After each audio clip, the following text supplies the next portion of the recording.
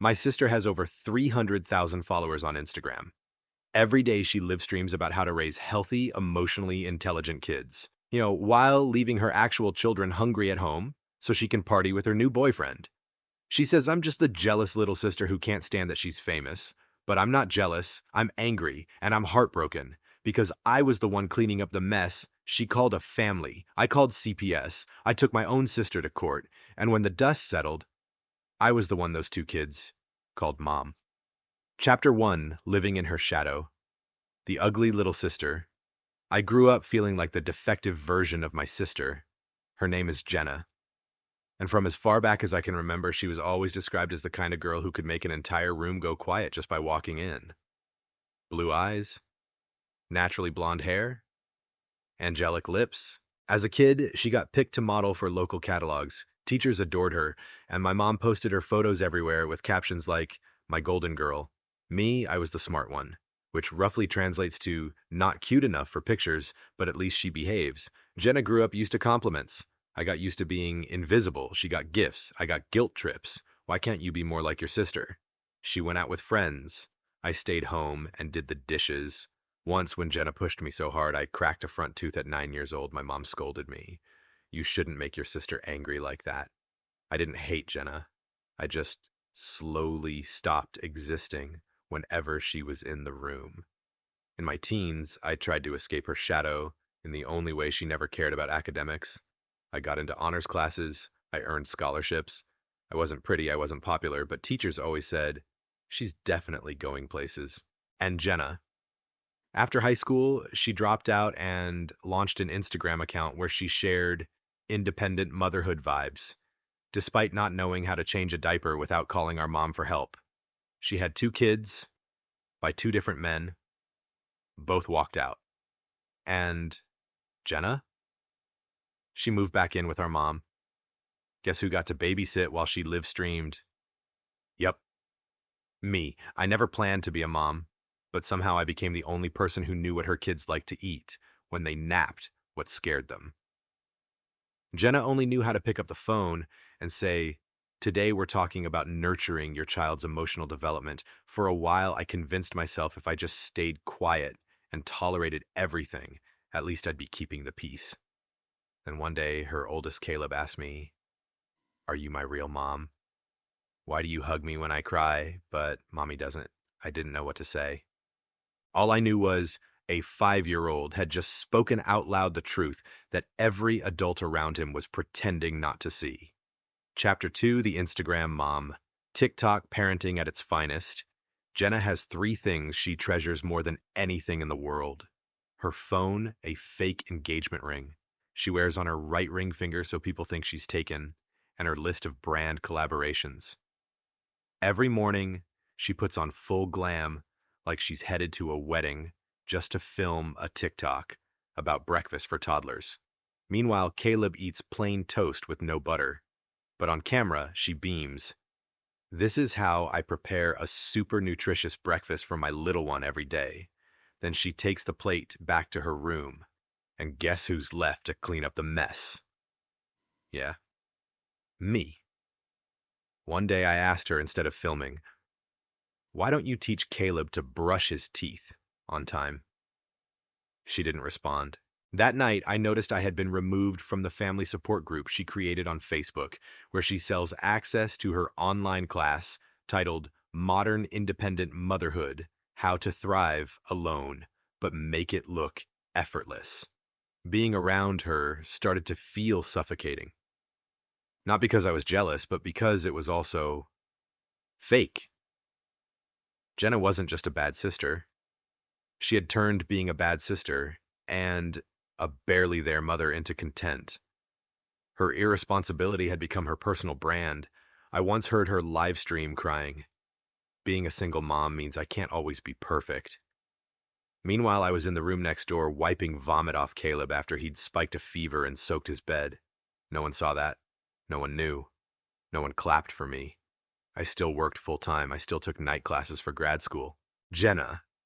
She begged our mom for money to buy organic baby food, then posted pictures of herself drinking wine in a bubble bath with the caption, "Moms deserve to love themselves too." But the final straw came that February. Jenna had been invited to Bali for 10 days by a photographer with a really healing vibe, her words, not mine. She asked if I could keep Caleb and Sophie, her youngest daughter. I said no. I had work. She exploded. You've always been jealous of me. You won't help. Because you can't stand that I'm more loved than you. I didn't respond. But the next day when I got home from work, I found two kids curled up on my doorstep. Each had a tiny bag of clothes. Caleb had bruises on his wrist. Sophie was wearing a thin summer dress in 40-degree weather. Jenna had dropped them off and boarded a flight to Bali. I called our mom. She said Jenna probably has her reasons. She's been really stressed lately. Don't overreact. I hung up. I didn't scream. I didn't cry. I just realized I was the only one who thought this was wrong. That night, while giving Caleb a bath, I noticed an old scar across his back. I asked, "What happened here, sweetie?" He looked down and said, "Mommy hit me with a long spoon." Because I spilled water. I stood there frozen. I'd seen Jenna lose her temper before, but I never thought I'd find myself standing on the razor's edge between family and justice.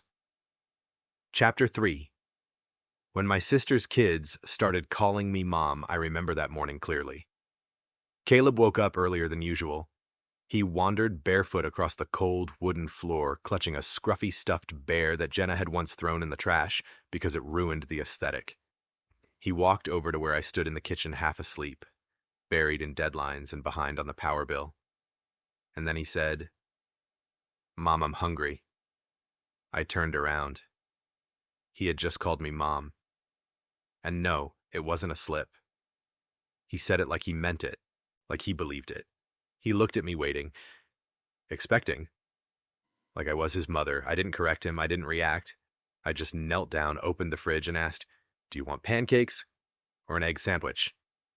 He chose pancakes. 3 of them, with honey. Sophie woke up a little later. She saw me and Caleb laughing over breakfast, ran over, wrapped her arms around my leg, and nuzzled her face into my thigh like a little cat. And for the first time in my life, I felt like the center of a family. Not a side character, not the maid, not Jenna's little sister, but someone those 2 kids trusted. I took them to the park that day. I played soccer with Caleb, raced Sophie on the grass, bought them vanilla ice cream. I took photos not for social media, but just to capture the moments. Moments that should have been memories with their actual mother.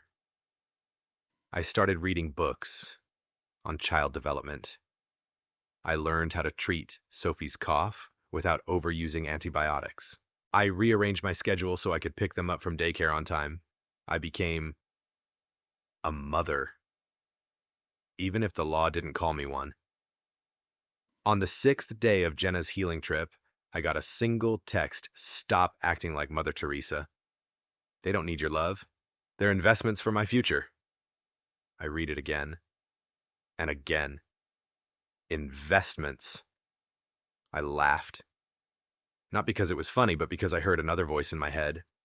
My mother's voice, the one I grew up with, echoing, "You're always so dramatic.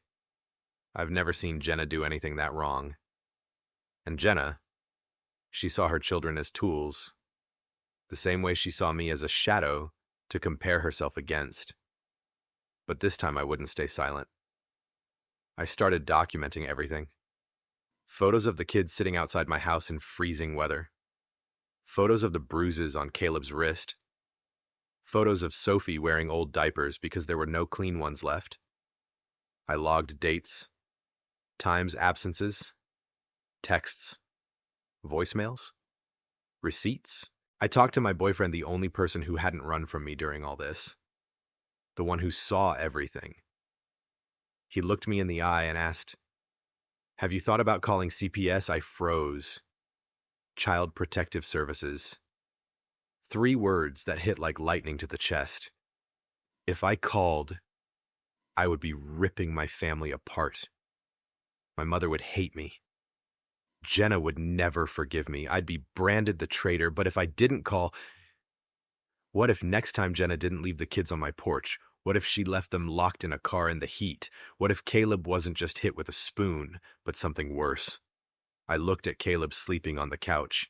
He had one arm slung over Sophie like a shield, even though he was only 5 years old. And I realized I couldn't choose family over doing the right thing. I picked up the phone and I called. Chapter 4, calling C. The fallout, the rage, and the storm that followed. The call took less than 15 minutes. I tried to keep my voice steady as I explained everything. The length of time Jenna had been gone, the children being left unattended, the bruises on Caleb's wrist, Jenna's live streams pretending to be home with the kids while she wasn't even in the country. The woman on the other end of the line had a warm, calm voice. "We'll send someone over," she said gently. "Will you be there when they arrive?" I said I would, and when I hung up, my hands were shaking so badly I had to sit down, not because I was scared of Jenna, but because I had just done something no one in my family had ever done. I broke the bloodline silence. CPS arrived the next morning. A woman with chestnut hair and a gray blazer. A uniformed officer accompanied her. Caleb looked afraid. Sophie started crying. I picked her up gently, rocking her and whispering, "They're just here to make sure you're safe. No one's taking you anywhere." The CPS worker was kind. She sat down and spoke softly to both kids. She asked about their routines, daycare, how often they saw their mom. Caleb said, "Mommy forgets dinner a lot." Sophie said, "Mommy likes sleeping at her boyfriend's house more than ours." The caseworker turned to me and nodded slowly. "You did the right thing. Thank you for calling." But the earthquake didn't hit until Jenna found out. She flew back early, not because she missed her children, but because she'd been notified there was an open investigation. She showed up at my house like a hurricane in heels. "Who the hell do you think you are, trying to ruin my life? Jealous little snake." She stormed into the hallway like I was some maid who'd stolen the boss's purse. "You brought the fucking government into this. Over what? A few missed dinners. You just can't stand that people love me." I stepped between her and the kids. I didn't ruin anything. I saved those kids from someone who thinks parenting is a brand deal. She lunged, hand raised to slap me, but I had already been warned by the officer. I hit record. She froze. "You venomous little bitch! You don't deserve to be my sister." I didn't respond, but in my head the answer was clear. "And you don't deserve to be anyone's mother." It didn't stop there. That night, my mom called me. "How could you do this to your own sister?" "This family did not raise you to betray blood," I asked. "Did this family raise me to stay quiet when my niece and nephew are being neglected?" Silence. Then she hung up. The next day, my mom posted a long Facebook rant about me calling me an ungrateful backstabber, claiming I'd always been jealous of Jenna and that I weaponized motherhood out of spite. The post went semi-viral thanks to Jenna. She even recorded a dramatic video crying into her ring light. "My sister is trying to steal my children and destroy my career out of jealousy." One of Jenna's followers somehow found my workplace and emailed my HR department anonymously accusing me of child abuse. I got called into a meeting. Luckily, I had everything documented: photos, screenshots, voice memos, the official CPS report. I kept my job, but I knew I wasn't just fighting to protect the kids anymore. I was fighting to keep myself from being torn apart by social media and by my own family. That night, I collapsed onto the living room floor. Caleb came over with a blanket and tucked it around me. Sophie handed me a broken cookie. I asked them, "Are you okay?" Caleb nodded. "As long as we're with you," Sophie whispered. "Mommy always said not to tell anyone stuff, but I like telling you." I pulled them both close, and I made a silent vow right then and there I would never let them go back to a world where silence was their only survival skill. Chapter 5. The night my sister brought a stranger to my house. I had never been afraid of my sister until that night. It was a Friday. I had just wrapped up a grueling 3-hour video call with my boss and team in Canada. The kids were playing with building blocks in the living room, and I was boiling pasta for a simple dinner. The doorbell rang. I didn't think much of it. Maybe a delivery, maybe a neighbor. But when I opened the door, it was Jenna, and a man I had never seen before. He was tall, broad, wearing a heavy coat that reeked of stale cigarettes and cheap booze. "I came to see my kids," Jenna said casually. I stepped back half an inch. "You know you need CPS clearance. That's the agreement." The man suddenly cut in. "You really think you can stop a mother from seeing her own children? Who the fucking do you think you are in this house?" I turned to Jenna. "Who is this?" She scoffed. "My boyfriend. The only person who doesn't judge me like your fake-ass self." Behind me, I saw Caleb and Sophie peeking out from the hallway. I raised my hand and blocked the doorway. "You're not cleared to see the kids." "Neither is he. You both need to leave." The man spat on my porch. "I've heard about you, little sister. You better start acting right, or I slammed the door." Seconds later, it shook from a heavy punch. He screamed from the other side. Open this fucksing door. You're not their mother." I grabbed the kids, ran them into the back bedroom, locked the door, and called 911. Caleb was shaking. Sophie was crying without making a sound. I held them both, whispering, "It's okay. The police are on their way. I've got you." Those 5 minutes felt like 5 hours. When the police arrived, they found Jenna and the man still outside yelling. He was immediately restrained and cuffed for attempted assault and making threats. Jenna was hysterical. "She's my sister. I have a right to be here. I have a right to see my kids. CPS is just garbage." The officers asked if I wanted to press charges for trespassing and making threats. I said yes. My hands were shaking. But I signed the form, because this wasn't about family anymore. This was about the safety and well-being of two children I loved with all my heart. That night, after the officers left, I sat on the bedroom floor and wrapped my arms around Caleb and Sophie like I was afraid they'd be ripped from me at any moment. Caleb looked up at me. "I thought Mommy was going to hurt you." I swallowed hard. "She didn't. I promise she won't." Sophie whispered, "If Mommy comes back, where can we hide?" I had no answer. All I knew was a real mother would never make a 4-year-old ask that question. The next day, CPS came by for an emergency review. I told them everything. The police confirmed Jenna had violated the restraining order and had brought someone with a criminal record to my home. That same day, CPS issued a formal ruling. Jenna's visitation rights were suspended indefinitely. The court would review transferring temporary custody to me during the ongoing investigation. I held the paper in my hands, and I didn't feel relief. I didn't feel victorious. I just felt numb, because I knew, from this point on, there was no going back. Chapter 6, Court. The testimony and the final blow. The courtroom was cold, not in temperature, but in silence, in the weight of what it meant to be there. Two children sat in the hallway with a CPS-appointed advocate. I sat alone, clutching a folder of printed emails, photos, and incident reports. Jenna hadn't arrived yet, but her lawyer had. A man in an overpriced suit with a Bluetooth in one ear and a smug expression that screamed, "This'll be easy." When Jenna finally walked in, she looked like a soap opera character, tight black dress, fake tears already forming, and a stack of papers she hadn't read. She didn't even glance at me. The judge, a middle-aged woman with silver hair and no patience for theatrics, began by asking both legal teams to summarize their cases.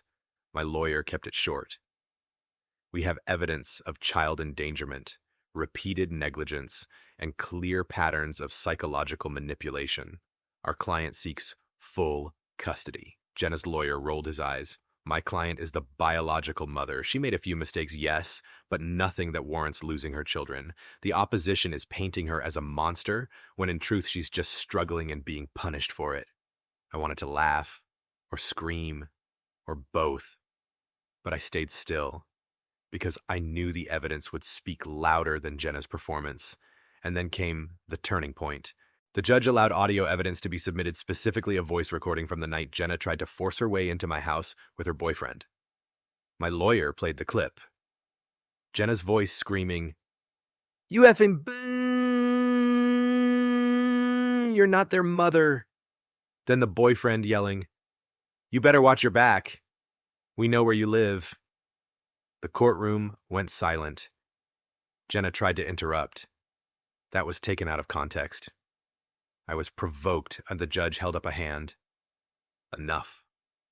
She then asked the CPS officer to step forward and testify. The officer confirmed everything. The injuries on Caleb, the neglect reports from daycare, the fact that Jenna had left her children for 10 days without proper care, the emotional instability, the fake online life, the influencer parenting, and then the judge asked if anyone else wanted to speak. I didn't expect Caleb's advocate to raise her hand, but she did. Caleb told me something yesterday, she said quietly. He said, Mommy told me to say bad things about Auntie in court, but I don't want to lie. Jenna shot up from her seat. That's a lie. He's just confused. You can't listen to a 5-year-old like that. The judge slammed her gavel once. Sit down. That's when I saw it. The moment Jenna realized she was no longer in control, she didn't cry. She didn't plead. She just sat there frozen. The judge reviewed the papers one last time. Then she looked at me. Effective immediately, you are awarded temporary sole custody of both children. Visitation rights for the mother are suspended indefinitely pending psychological evaluation and completion of a court-ordered parenting course. Jenna let out a sound somewhere between a gasp and a growl, but the judge continued. Let me be clear. This court does not take pleasure in separating children from their biological parents, but in this case, protection takes precedence, and just like that, it was done. I walked out of the courtroom in a daze. Caleb saw me first. Is it over? I nodded. Sophie reached up to hold my hand, and together we walked to the parking lot into a new life. Not perfect, not easy, but safe. Chapter 7, The Aftermath, Hatred, Healing, and a Fragile Peace. It's been 18 months since the court ruling. 18 months since I stood in front of a judge and watched Jenna lose custody of the very children she thought she could manipulate like puppets. I'd love to tell you everything got better instantly. That Caleb stopped waking up in the middle of the night calling for a mother who abandoned him, that Sophie never flinched when a door slammed too loudly, that I became the kind of parent who always had it together. But that would be a lie. Healing isn't neat. It's not linear. It's messy and hard and unfair. Sometimes Caleb gets angry and yells at me, then breaks down crying and says, I'm sorry.